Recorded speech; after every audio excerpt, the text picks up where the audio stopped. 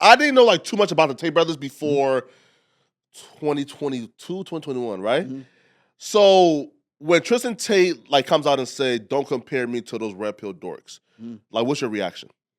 Again, it's just it's rebranding is really what it's about. Yeah. Because I've done shows with Tristan. I've done several shows with Andrew. I've done more shows with Andrew than Tristan. Yeah. The last time I was with the both of them together was on Fresh and Fit back in December of 2021. Yeah.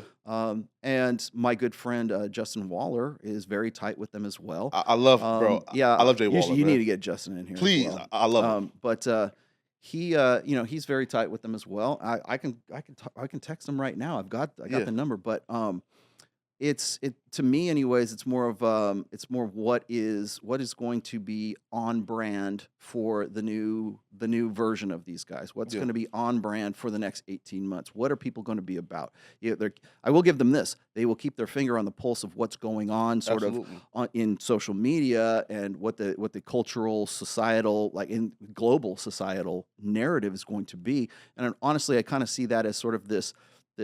Again, it's pushing away from the parts that they didn't like and sort of keeping as pick and pull red pill. So when we say, well, we don't want to be affiliated with those guys, that's exactly what I've just been saying. Yeah. It's like, when you look at, say, Andrew and Tristan, I kind of expect that from them. I understand. I know who they are, and I like the guys quite a bit. Yeah. But, when you're looking at people who have sort of built their name like within the last 6 or 8 months, maybe even the last year, built on the Manosphere, and now suddenly it's like, well, we're not really Manosphere, we're not really Red Pill, we're just Red Pill adjacent. We'd like to have them on once in a while, kind of thing.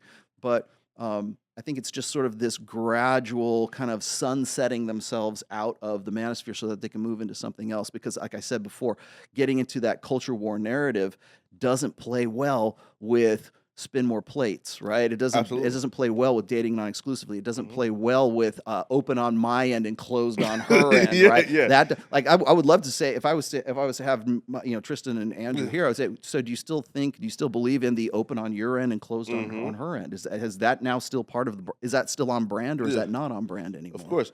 Now, so like nobody in peculiar, right? But do you feel like, is it? Okay, so do we count this as grifting then? Like, for example, if you are in a grifter, dude. Everyone's a grifter. Everyone. I'm gonna. Okay. Do you know Hotep Jesus? Yes, I love Hotep Jesus. I'm gonna quote Hotep Jesus. Yeah. Everyone. This is not me. Yeah. Hotep Jesus says everyone you know is a grifter. Do you ever watch the Grifties? Like, he does like the Grifty Awards. Like at the end of the. I actually was the announcer for the first the Grifty of the Year award. A word? Yeah, on his show. But he would say this: it's like everyone you know is a grifter to some degree. Everyone is a grifter. It's what do you give back. The true essence of a grifter, somebody who just takes and takes and takes. Yeah. If you are a grifter and you give something back, like what are you giving back to the people that you are taking from? If there's actually some exchange of value, that's the difference between somebody who's like really about what they're talking about, other than this is the new hotness and this is what I'm just going to get into. So, who's an acceptable grifter to you, and who's an unacceptable grifter? Acceptable grifter. Yeah, and who's an unacceptable one? I'm an acceptable grifter. Hey, everyone's a grifter. As I said before, everyone is. I mean, to some extent. Well, what did I just say? I said, everyone who if you have an Instagram account, if you have OnlyFans, if you're grifting. If you're an influencer, you're grifting. Yeah. If you are if you have online courses or something like that, a knowledge-based thing, I'm not saying that's a bad thing. Yeah. I'm just saying that it's a grift, it's a hustle, because what happens is people start to sort of it's what's called ego investment. They invest their egos into their brands because their brands are what they're about. Of course. What I've been noticing recently, and I wrote about this in the introduction to this book, is that when I see people who are all brand, that's when you've kind of crossed a point, you've kind of crossed a border, right? And so when your personality is actually your online persona all the time, that's when, like, I want to talk to the man, right? I would like, can we just have a conversation about fishing or your hobbies or some shit like that? Can we talk about normal shit?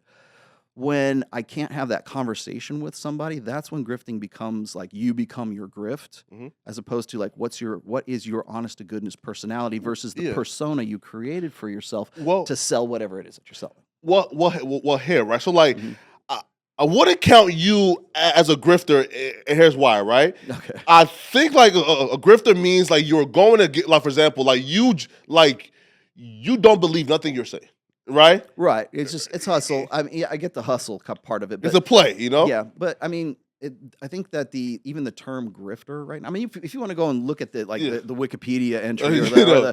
or the dictionary Yes. terminology, yeah, that's one thing for sure. All right, so you see it. We just hit 500K. You know what that means? That means you gotta subscribe and get us to 600K because we are dangerously close to 666K.